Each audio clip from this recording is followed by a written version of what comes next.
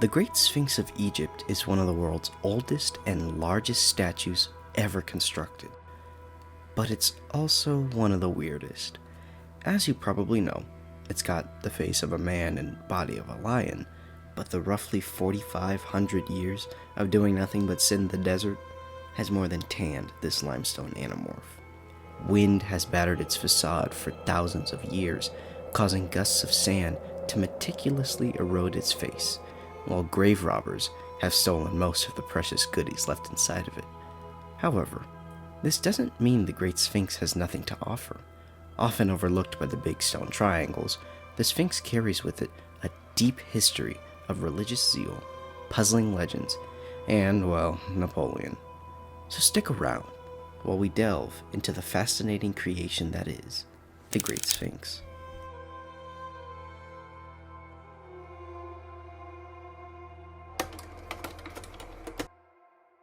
Alright, let's set the scene. The year is, well, it's complicated, but somewhere between 2558 BC and 2532 BC. You're the Pharaoh of Egypt, specifically Pharaoh Khafre, son of Pharaoh Khufu, you know, the stone triangle guy, and you want to become the world's first furry. So, you have your subjects construct a massive limestone statue with your face on the body of a lion, you slap on a ceremonial beard and headdress, and that's how the Great Sphinx came to be. Video done. See you guys next time. All joking aside, there is a lot of contention about who really built the Sphinx. Some Egyptologists believe it was actually Pharaoh Khufu and not his son, while others believe it was Khafre's brother, Pharaoh however you say that, who had it constructed in honor of his father. But the most commonly accepted theory is that Khafre did indeed order the building of the Sphinx. This idea is supported by a diorite statue of Khafre with a striking resemblance to the Sphinx, found by French archaeologist Auguste Mariette in the mid-1800s and located in the Valley Temple.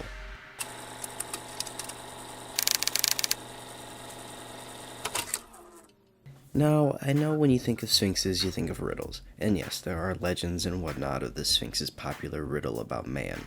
I won't cover that here because honestly, if you really examine it, it's not that great of a riddle, but the Sphinx is far more puzzling for a few different reasons. First is that we have no clue what the ancient Egyptians actually called the Sphinx. The word Sphinx has its origins in Greek mythology, and that wasn't even a thing until 2,000 years later. And second, we don't know how the Egyptians of the Old Kingdom felt about the Sphinx. All we can go off of is that Khafre closely associated himself with the Egyptian god Horus, and that the Egyptians of the New Kingdom may have called the statue Harmaket, meaning Horus on the horizon. However, what we are certain of is that nearing the end of the Old Kingdom, the Sphinx had largely fallen out of popularity, as well as importance, and faded into the dunes of the Egyptian desert. But not all hope was lost for our favorite rock catman. A story inscribed on a granite slab between the paws of the Sphinx revealed how the statue had been saved from the sands of time. Now, I won't bore you with the details, but to summarize, Prince Thutmose fell asleep at the base of the statue, and in his dream was greeted by the Sphinx itself, and instructed to restore it to its former glory, and, in exchange, he would be given the title of Pharaoh. Now, who knows if this pipe dream ever happened, but what we do know is that when Thutmose became Pharaoh, he formed a Sphinx worshipping cult. And not only did this revitalize the popularity of the statue, it also prompted many paintings, reliefs, and statues of the Sphinx across the country. This revitalization promoted the statue to a symbol of royalty and was believed to harness the power of the sun.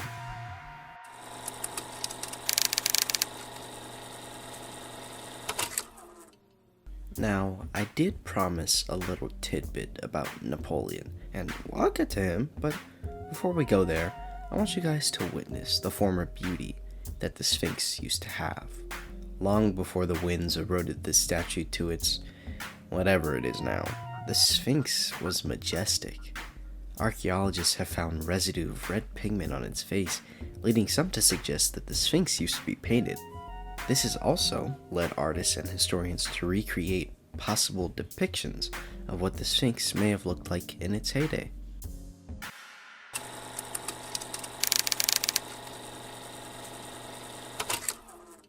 Okay, now that you've seen how cool it looked, let's get this nose out of the way. After the New Kingdom fell out of power, the Sphinx once again was ignored and lost to the sands. After uncovering the large statue from its sandy grave, archaeologists bared witness to the extreme damage that the Sphinx took from its thousands of years of erosion. The body had crumbled in certain areas, and the paint had long been chipped away. But the archaeologists discovered another earth-shattering find. The Sphinx was a mouth breather. But seriously, historians to this day do not have a definite answer as to why the Great Sphinx doesn't have an equally great schnozzle. But the popular theory is that when Napoleon arrived in Egypt, he saw the pyramids and the statue of the Sphinx, and he, along with his men, used the statue for target practice. Some even go so far as to claim that is the reason for all the damage to the entire body. The story goes that one of his men shot a cannonball and it knocked the nose right off the face of the Sphinx. Now, obviously, that's not true, but neither is most of what you hear about history.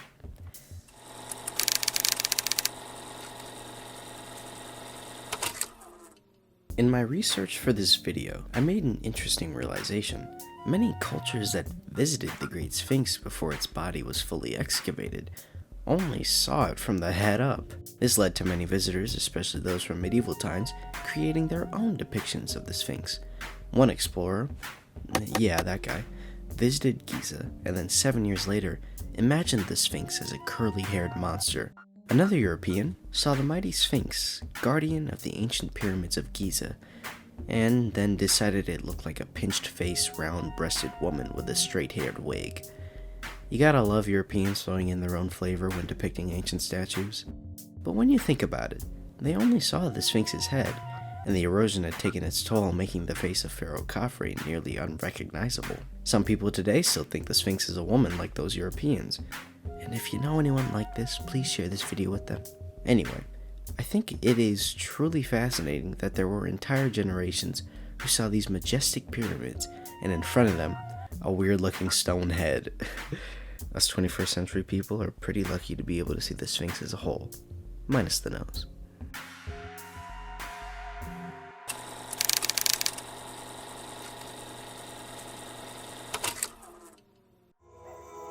The Sphinx represented many things to the ancient Egyptians.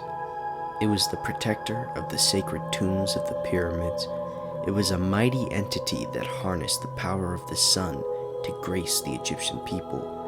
And it was the symbol of royalty within Egypt for a long time. But more importantly, in today's world, the Sphinx, like many other relics from antiquity, offers us a peek into our sprawling history as humans, a living reminder of the ancient and great civilizations that came before us and walked the very lands we see today. And that is what makes history so great. To end, I'll leave you guys with a quote from John Lawson Stoddard after he saw the Sphinx. "Yet grand in its loneliness, veiled in the mystery of unnamed ages, the relic of Egyptian antiquity stands solemn and silent in the presence of the awful desert, symbol of eternity.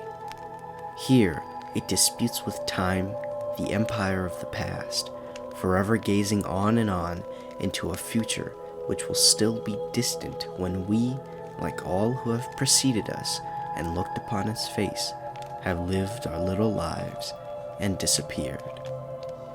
I'm Encyclopedia Black. Thanks for watching. So what do you think of the Sphinx? Is it a dumb, noseless rock figurine? Let me know in the comments down below. If you enjoyed the video, be sure to drop a like, subscribe, and turn on notifications so you can know when I upload again. See you guys next time.